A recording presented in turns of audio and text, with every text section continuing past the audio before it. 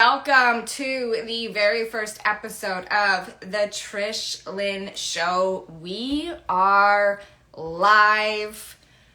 We have Mel coming on today, and I just got the notification that it's showing up we're live. So we'll give her a second to join in.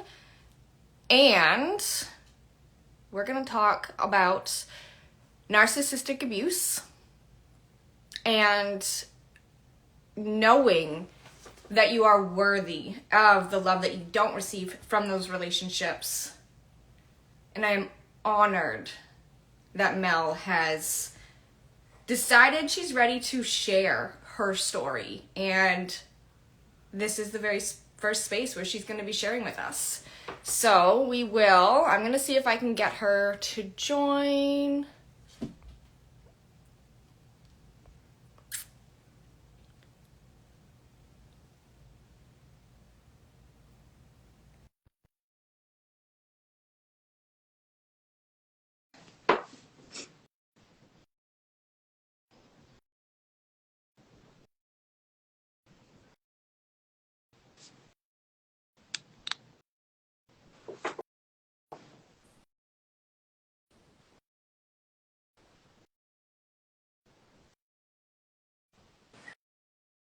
Always a fun process, waiting for it to catch up.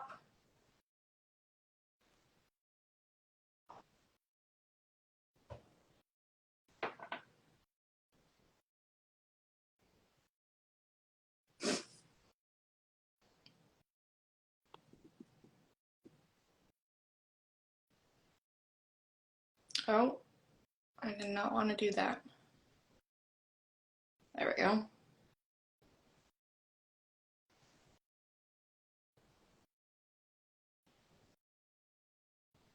There we go. Mel is on, so let's see if I can get her in here. There we go.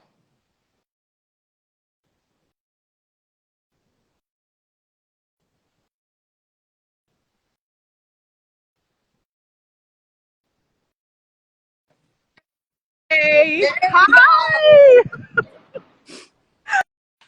I was having a nightmare. I was having an absolute nightmare with the signal. I was like, I'm going to go outside the apartment. And then I just couldn't find you that you were live. I was like, but I'm here. And So let's hope the signal works. it's good. It's working now. Hopefully it stays for us. In waiting, I just did a little quick intro and, welcomed everyone to my very first episode of the Trish Lynn Show, and how honored I am that you are coming on for the first time ever to share your story around narcissistic abuse. And this is going to be such a good conversation. Letting me come on the show. I feel so honored because this is an important topic. It's not. It's talked about a little bit more now, but not very often. So I'm excited for this. I would love to jump in. Yeah, let's jump in. Rock and roll, baby. Let's do it. So, my experience with narcissistic abuse and how that is all coming together for me, the impact now that I am getting to create one with the Trish Lynn and the content marketing, but as well as this page, and being able to come on and share my story, my experience. Let's hear about yours and when this started for you. And then I want to circle back to the topic of bringing this into life and business and knowing that you are worthy of love after these toxic situations. Oh my God. This is so important. So my journey with it is I was born into it. So my mum was a massive narcissist, like major narcissist. I grew up feeling that it was never safe to be me. And I also grew up where my dad enabled her to be the narcissist. So I always heard the phrase, don't do this or don't do that. It's going to upset your mother. Now, when you're a small child, you don't know what you're being told. Obviously, when you hit your teens, you're gonna rebel. It's part of being a teenager. You're finding your foot in life. You're finding out who you are as a person. And so I was always wrong and my mom was always right. Even when it was in black and white and the evidence clearly said she was wrong, I wasn't allowed to feel that she was wrong. She was always going to be right. So I grew up with it. And I would say when I was about 14, 15 was when it came to a head, and I knew I had an abusive upbringing. That's when I knew. You realize that, hey, this isn't normal. This is toxic. It was all, which anyone who goes through this will know, it was all about control. So I was never allowed to be me. I was never allowed to have an opinion. And she controlled everything that I was allowed to do in my life. Yeah. That's the narcissist way. Like, that's one of the biggest traits, is that control, that power, that feeling of they are never wrong, they know everything, and everything you do is wrong. So it Yeah, has to be their way or the highway. You're walking on eggshells. You're not allowed to have your own opinion. And if you do, well, your opinion's wrong. absolutely. And my mum was very good, which I know we'll probably discuss this. She's very good, which is what they do, of playing the victim. And they play the victim more when they're being challenged. And I'm not even meaning challenged as in confrontation challenged. I'm meaning any normal person with a brain who can clearly see this isn't right. If they're going to say, I think you're wrong in this outlook, I think you're wrong to have that opinion, or I think you're wrong to say that, and people would say that to her, she would play the victim. You don't know me. You don't know what I've been through, and all this stuff they do. Yeah, they are, yeah, they can't do any wrong. So if they are in the wrong, it's, well, oh, poor me. And then what happens is when they're confronted, they love to say, but I've done all this for you. So it's then playing the martyr of they're now being challenged. And then it's, yes, but look at all this wonderful stuff I've done for you. So how dare you even confront me now on this specific thing you want to discuss? So they put you through hell, but then they want you to look at all the other stuff they did, which was good. Yeah. That was my experience, for not the beginning of my marriage, but more so even near the end, because, once he got the good job that paid very well, it was, well, look what I've given you. If it wasn't for me, we wouldn't have this house. If it wasn't for me, we wouldn't have this. If it wasn't for me, we wouldn't have that. But let's circle back to the very beginning of even our relationship.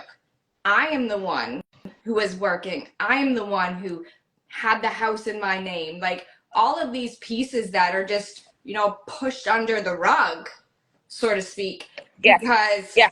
hey, that's not important anymore. It doesn't matter how we got started. The point is, I'm the reason we're here, and that's all that matters. So you should be grateful and you should be happy. And I've given you this and that. And you have an amazing life. It doesn't matter about for me, it was a lot of emotional abuse.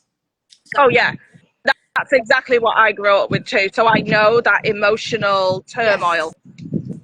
that's where I was with a lot of it. So, yeah, it's not fun. And And they're clever as well, because I know you will relate to this. They do it in the four walls. As we all know, anyone with, anyone, you hear the phrase all the time, you never know what goes on in the four walls. And it's so true. And we know that they wear a mask. yeah, So my mum would be the equivalent of Dr. Evil in the house. But when the mask went on, when she left the house, she was portraying this lovely yeah, person. yeah. This can't Which do I no know you wrong would have. person. I'm the greatest. Yeah, exactly. Yeah. And then you had a relationship as well. Yeah, that really freaked me out. So about 3 years ago, I had a relationship with a guy who I genuinely, genuinely loved. And I, by the way, had never come across love bombing before. So I didn't even know that that's what was going on. So the love bombing was going on, and I thought he was my, my soulmate, if you want to use that phrase. And as they do, they love everything that you love. They mirror everything that you do, until eventually, as I just said, the mask slips, and then it's all about saying that you're no good, and they pick you apart. Yeah. And what really freaked me out was like, why did I allow that to happen? Like, okay, I didn't know what love bombing was, so I'm not going to beat myself up. But I kept thinking in my head, if you grew up with narcissism, why did you even fall for a narcissist? That's all I could keep saying in my head on repeat. And I've educated myself now about narcissism in all avenues of life, the workplace, friendship, a loving relationship. I've researched it to death. And this is what I want to say to anyone listening to this conversation. Really pay attention to the conversations Trish is going to have, because Trish is going to bring out what she's been through. She's not discussing a topic that she's not experienced herself.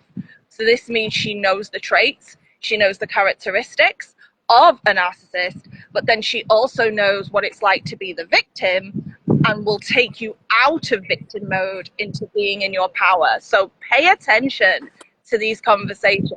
It's hard, like the love bombing, it's a vicious cycle, right? We get drawn in. You don't, like, for me, I was 19 when I met my ex. I didn't know what a narcissist was. There was this fucking drop dead gorgeous man who wanted me, and that's all I saw. We got along great. I'm into trucks. He had a gorgeous truck. Like, it was the little things at 19. Like, those are the little things that get you, right? And we had fun. Like, our first date was McDonald's breakfast. Yeah, like, I'm simple. And you don't recognize all of the things that build up. And in the beginning, do I think he was a narcissist? No, I think it kind of grew and grew. I think there was like bits of it there, but it wasn't there, if that makes sense. And then as time went on, we were together for 16 years. It just got worse and worse and worse. Then the more money he made, the worse it got. And it's like the money fueled his ego, which fueled the control. And that's how he feels he has power over you, because he's the provider of you and isn't treating you as an equal. He's actually treating you as the victim that he wants you to be. And then when we bring this back to business, so the beginning of my business was a hobby. I was consumed by it. It wasn't important. If I signed a client, so just for everyone watching, because I am going to pin this episode as number one, my business started in nutrition. I went back to school for nutrition and specialized in weight loss. So that's where I originally started. And I signed clients, everything was good, but if it wasn't enough, it wasn't good enough. If I had to go meet, I had one client that was local to me, and I would go meet her every other week, I think it was. And that was always a problem. Or it wasn't enough. Or if I was working on a sales page or something and trying to create, I was consumed by it. But I wasn't getting any support. So anything with the kids, because I was still home with the kids, something that should have taken me 5 minutes took me 20, because I was interrupted every 10 seconds. I wasn't able to actually sit and focus. So my business was not a priority. It was never accepted, really. Now he'll turn around and say different, but truth is the truth. And either way, that's how I feel. So that's the point of view that I'm going to share. But feeling... Let me just pause that a minute there, Trish. I love what you've just said. That was my point of view, and that's what I'm going to share. You're never allowed a point of view with a narcissist. They will drum you down into the ground to destroy you and strip you of your opinions, your self-esteem, your confidence, because you are not allowed to have an opinion. Well, that's it. Your self-worth, you doubt. So we'll get into this as the conversation continues. But bringing it back to business, having the confidence to actually show up here online and be visible. Those are two different things. So one, Totally. showing up here, everyone who has suffered some sort of toxic relationship and is growing their business online, and I'm just going to relate it back to that because that is what I do. You can show up all day long, but that does not mean you are visible. That is a big piece. Just because you're showing up does not mean you are wanting to be seen here in the online space. And it is the healing process and knowing that you are worthy of having an opinion. You are worthy of being here and growing this business, having the confidence in yourself to show up here fully and speak your truth, not doubting every little thing that you do. That is how you get to be seen. And it's a lot of healing. I mean, I've been very open and honest all last summer. I was showing up, but I wasn't being seen because I was still in the healing stages of all of it. Absolutely. It was still so fresh and so new. Your energy is everything. Like, here's the thing. You say, look, there are confidence coaches, right? You could hire a confidence coach. Now, if a confidence coach is dealing with a narcissist victim, they have to deal with that person completely different to someone who has not gone through that. Because you can say, well, do this, do this, do this, and this will make you feel confident. A narcissist survivor wants to climb under the rock and not be seen for fear of being ridiculed, for fear of looking foolish, for fear of what if someone leaves a nasty comment on my post, what if people laugh at me. That's a whole different ball game, having to support someone through narcissist abuse. It's a whole different level of understanding. Yeah. And being able to, I don't want to say hold their hand, but be able to hold their hand through it and be that support that they need. It's a really big piece. Absolutely. Because you can say to someone, oh, wear your favorite outfit or put on your favorite music and get into a high vibe energy state. That's nothing to a narcissist survivor. That you might as well be talking a different language. They're not going to understand that. No. They understand it, but they can't do it. And it's your energy, and the biggest piece is your ability to be seen, to want to be visible, to want to stand out. And last summer I was working with an amazing coach. I loved her. I was in a mastermind, and one of the things she said to me was, you should be making 20, like there's no reason why you're not making 20K months. And for me it was, well, as someone who has been through that toxic relationship, my nervous system, actually, even when I just felt it, I felt my body tense up. And it's feeling worthy of being able to do that, make that kind of money, and feeling, you know what the biggest piece is? It's feeling worthy of having the clients come to me for what I do.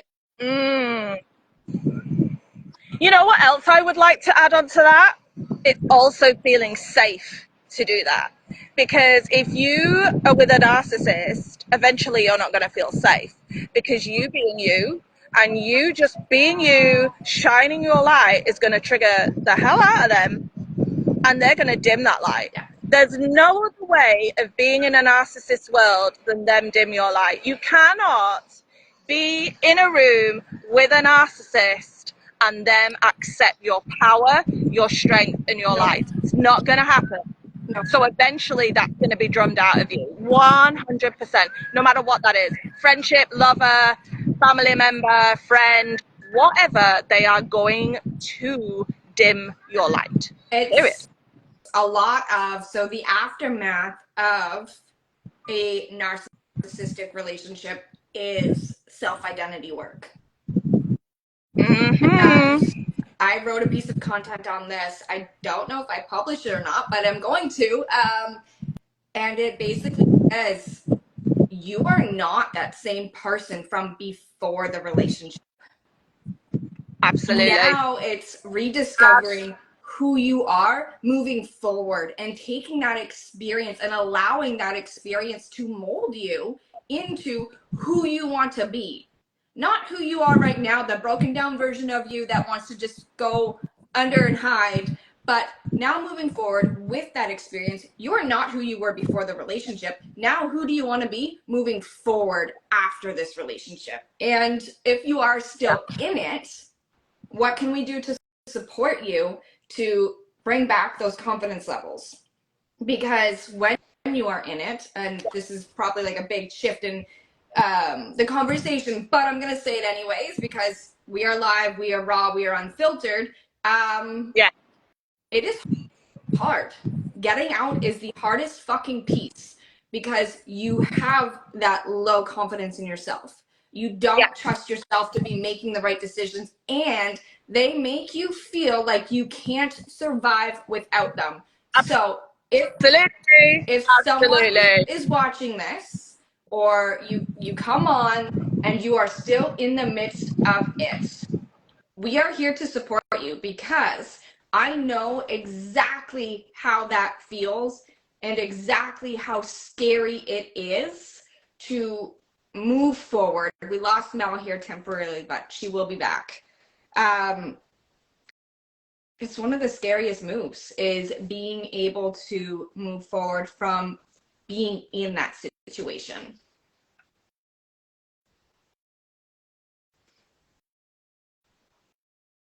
Oh, we completely lost Mel. Hopefully we can get her back because I'm not done with this conversation.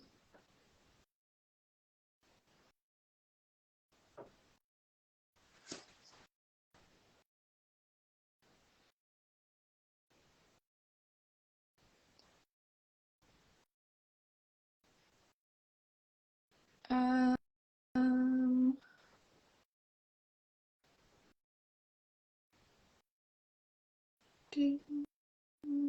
where is Mel? Hopefully we can.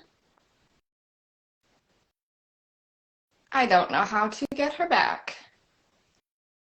Let's try this. Let's see if it works.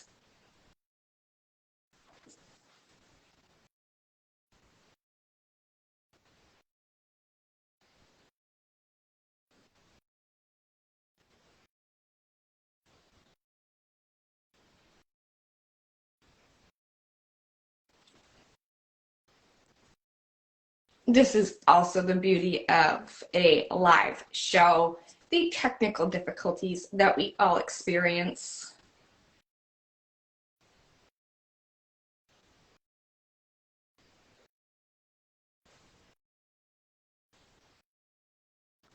It says she's here, but I can't get her on. So we'll give it a couple more minutes.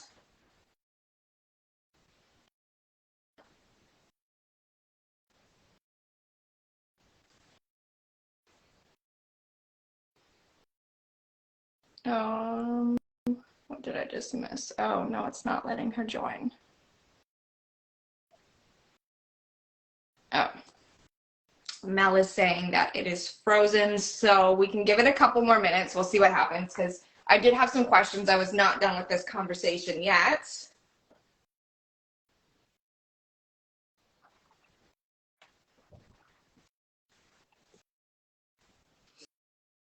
Mel, are you able to be in the chat?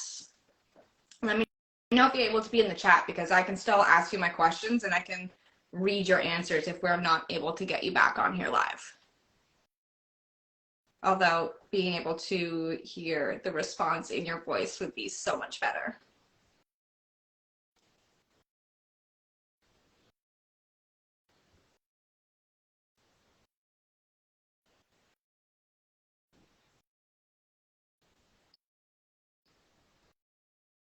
There we go.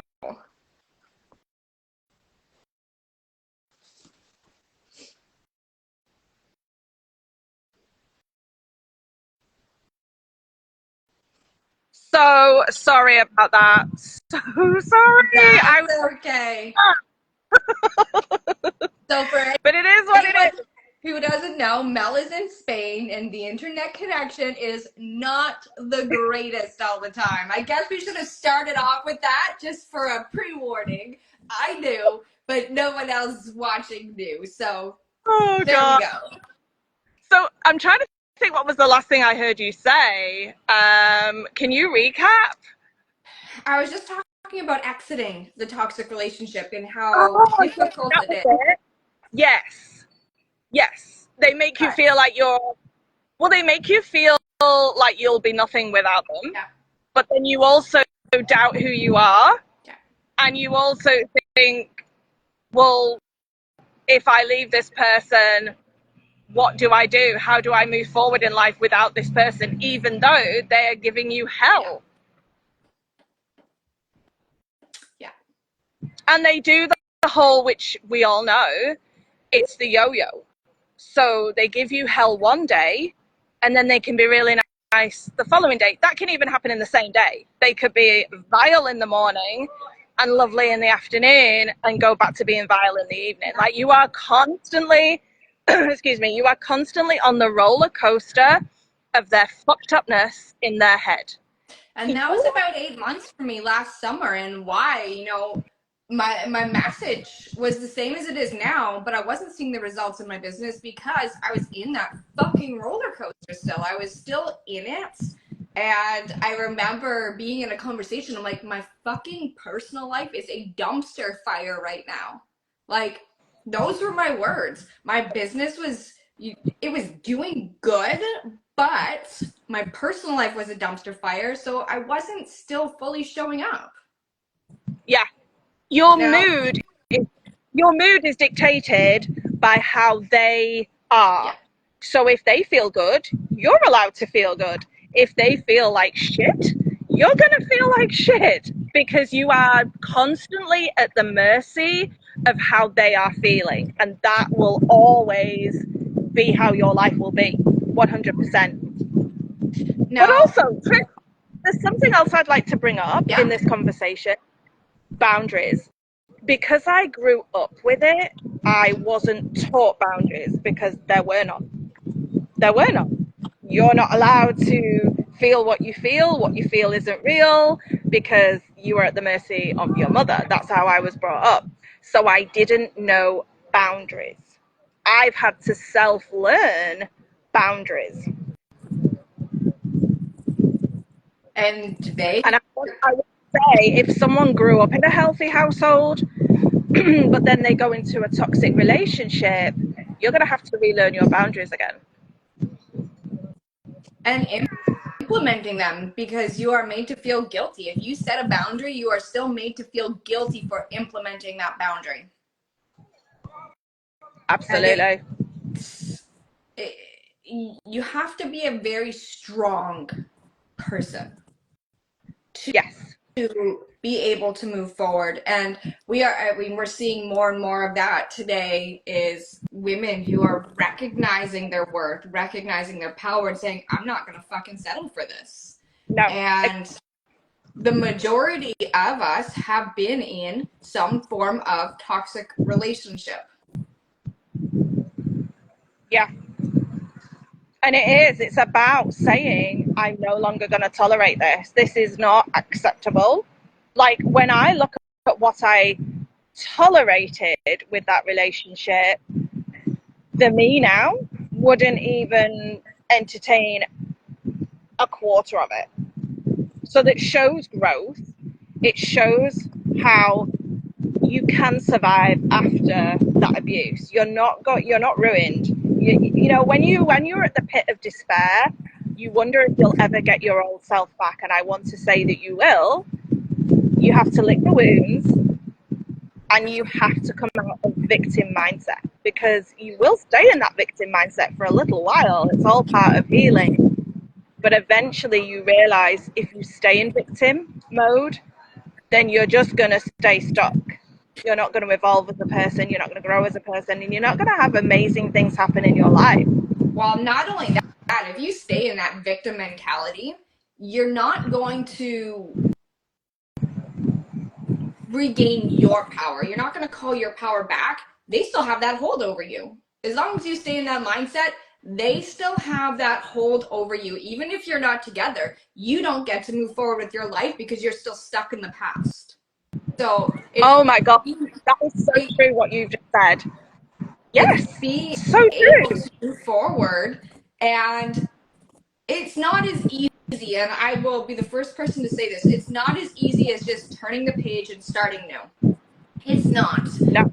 because the abuse cycle goes so deep. It's not just in your mindset, it's literally in the cells of your body. So when we dig into, like, I do a lot of mindset work, I've done extensive mindset work for myself, because it's not just your thought process, it is on a cellular level. Your thoughts create your emotions, and that is cellular. And when you are triggered, it sometimes isn't even from a conscious thought, it's your subconscious recognizing, hey, fuck, we've been through this.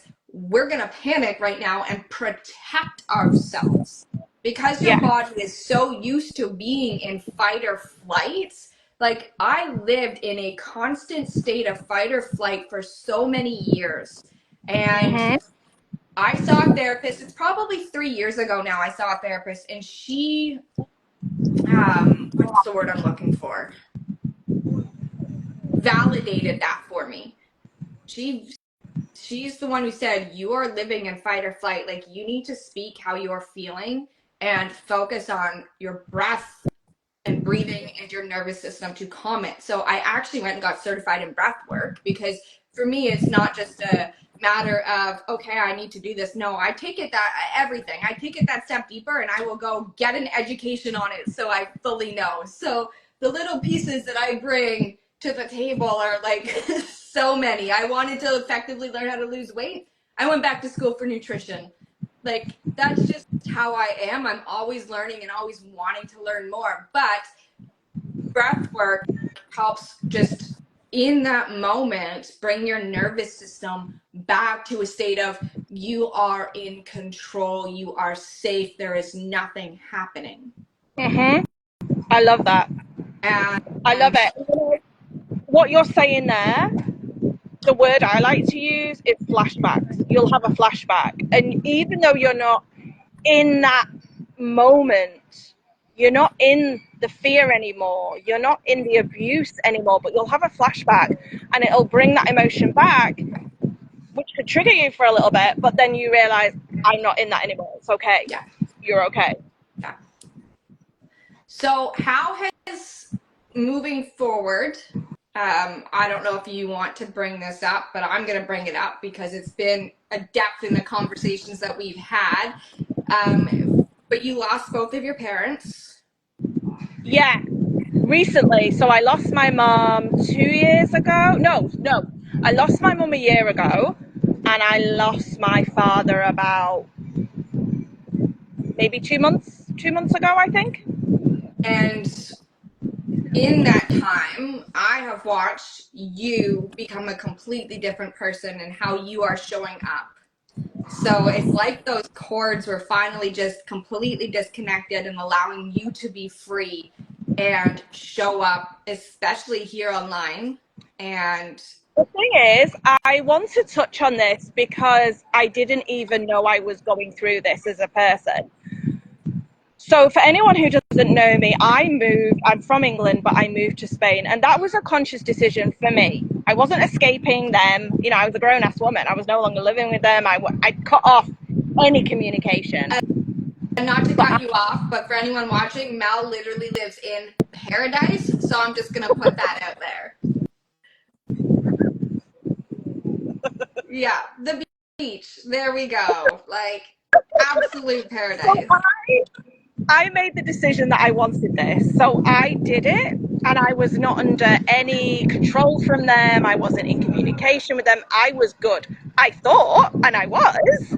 But what I did not realize is there was an energetic tie going on there. So even though we were not in the same country, we were not in communication, There was some level of energetic experience going on that I didn't even know. Now, I'm going to say something now, which is going to sound absolutely disgusting to anyone who's got a normal parent, but it's my truth and I'm going to say it. Yeah. When I found out that my mother had died, my initial words were, a little piece of evil has left the earth. Now, who says that about their mother? I do, because she was evil to me. That was my truth. And so when she had died, it was like, oof, it's gone. The evil is actually gone. Now, I contacted my father because it was the right thing to do. And I pacified him a lot in the conversation, you know. And there were people who actually took control of all of that. You know, they dealt with the funeral, they dealt with all the paperwork, they dealt with all of that. They asked me if I wanted to do it, and they said, don't feel that you have to. We are willing to do it, but if you want to, obviously you can. And I said, I don't want to.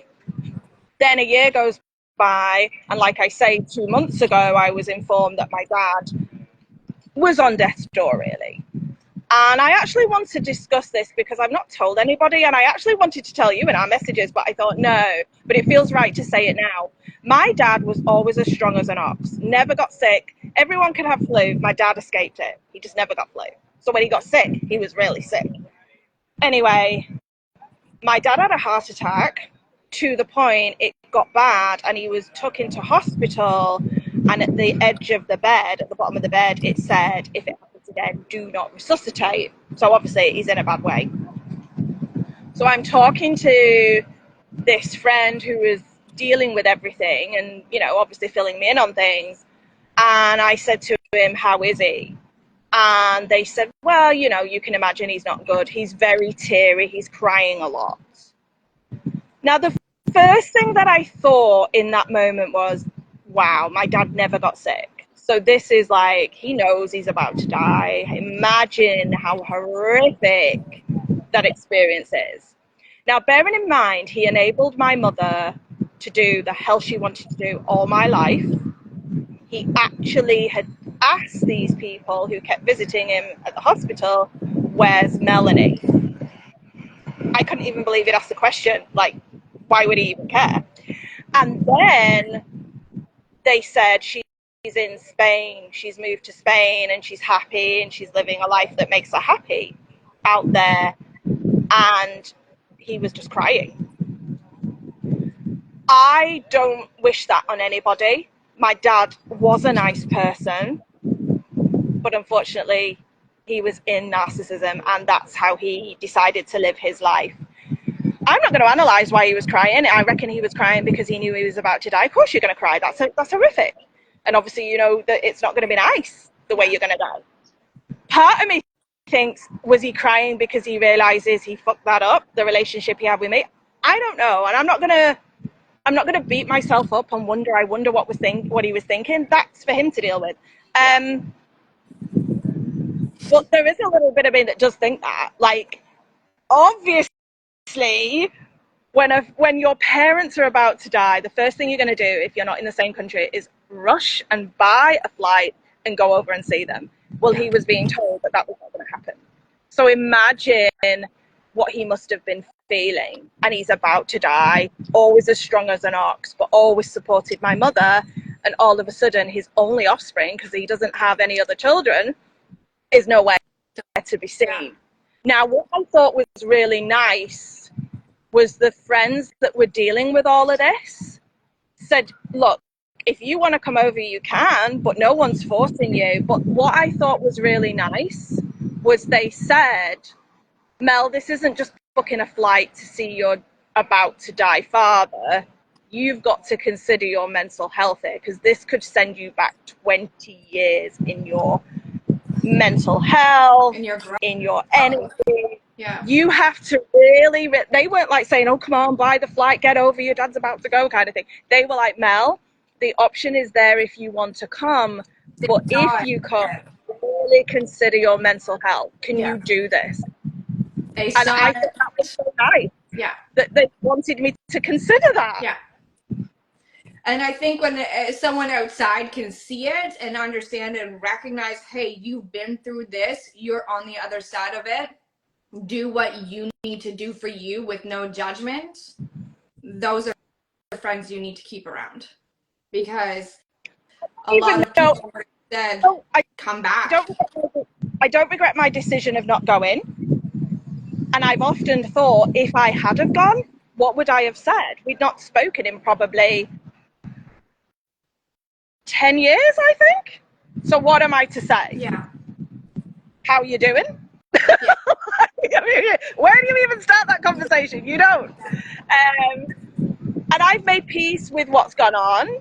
You know, the only way I feel good about any of this, I know what it's like to go through grief. When I lost my gran, who was my dad's mum, I was devastated. I had such a close relationship with her, and she was there for me when I was going through the pits of this narcissism when I was in my teens, to the point she moved me in with her because she said, she was a nurse, and she said, I did not bring him up like that.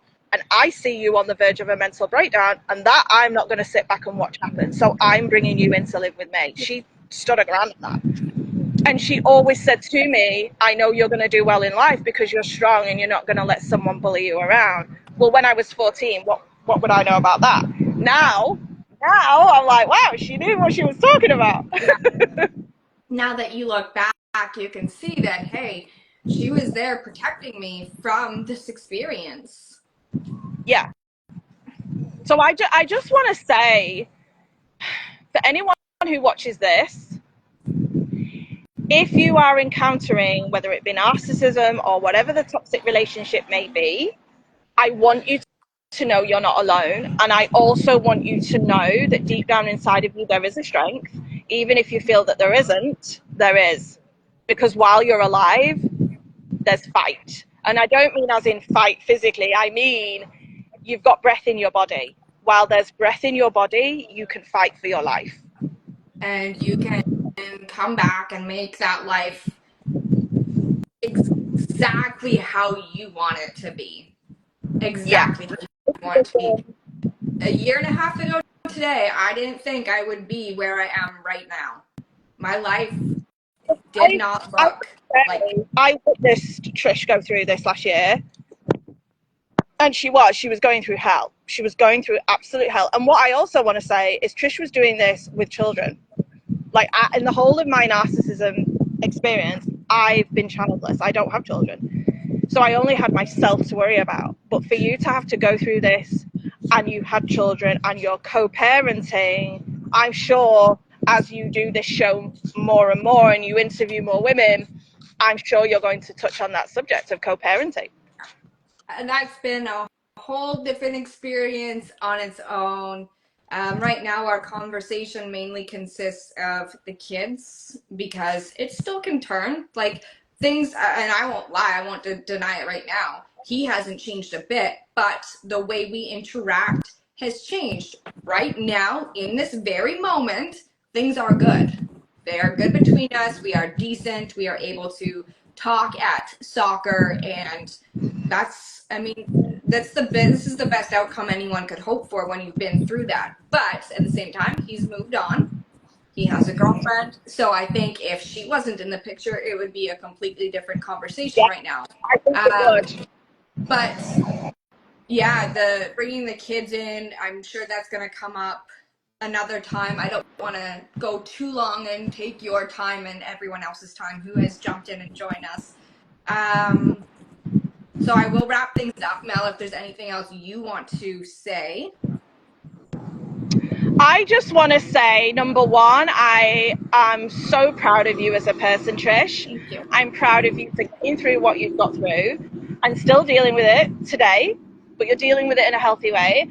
And I'm proud of what you're doing for your business because I know this means the world to you, the world. And I also know that you are going to help so many women. So many women are going to be helped from the advice you give, from all the, like, I want to plug this, right? Trish has got a confidence bundle and she's got so many things that you can purchase from her. You can even work with her. And I want to say, check that out. Go check out what Trish has got on offer for you, because you're not talking to someone who has not dealt with narcissism.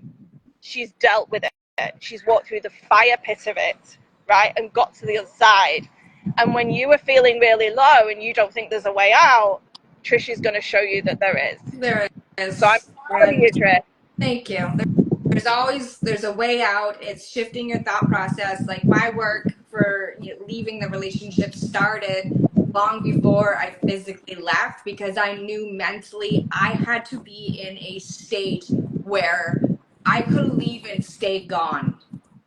And that's a lot of the work that I have created. The bundle, the confidence bundle, I have a self-doubt, eliminate self-doubt workbook, is so that even if you are in it and my one-on-one work or my programs aren't for you right now, I have ways to support you, to help you focus on your mindset and get to that state where if you want to leave, you can.